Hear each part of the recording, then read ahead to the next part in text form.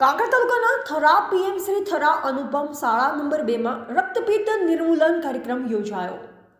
ગુજરાતમાં 21 લો એન્ડેમિક જિલ્લાના નિયત 164 તાલુકાઓ તથા 6 કોર્પોરેશનમાં રક્તપિત્ત નિર્મૂલન કાર્યક્રમ યોજાનાર છે, જેમાં રાજ્યમાં રક્તપિત્ત રોગના કારણે સામાન્ય રીતે પીડિત લોકોને સામાજિક ભેદભાવનો સામનો કરવો પડે છે.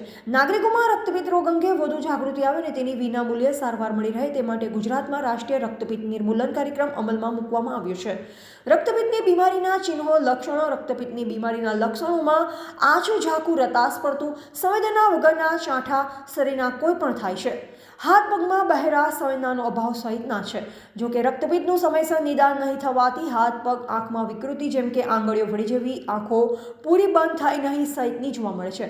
તમામ સરકારી દવાખાનામાં રક્તપિત્તની સારવાર વિનામૂલ્યે મળે છે, જેને સમયસર સારવાર અને નિદાન કરાવવાથી રોગ સંપૂર્ણપણે મટી શકે છે અને વિકૃતિ અટકાવી શકાય છે.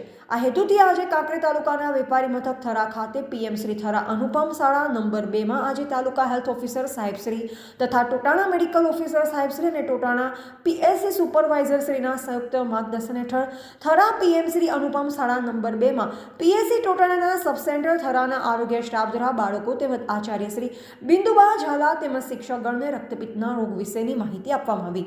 આ કાર્યક્રમમાં સમસ્ત શિક્ષકગણ તેમજ આચાર્ય શ્રી બિંદુબા ઝાલા તેમજ શાળાના વિદ્યાર્થીઓ ઉપસ્થિત રહી કાર્યક્રમ નિહાળ્યો. તેમજ વિદ્યાર્થીઓ અને શિક્ષકો દ્વારા થરાના આરોગ્ય કર્મચારી ગિરીશભાઈ ગોસ્વામી, સુમિત્રાબેન ચૌધરી અને હિનાબેન કંડોરિયાનો આભાર વ્યક્ત કર્યો હતો. રિપોર્ટર અલ્પેશ ગોસ્વામી, કાંકરેજ.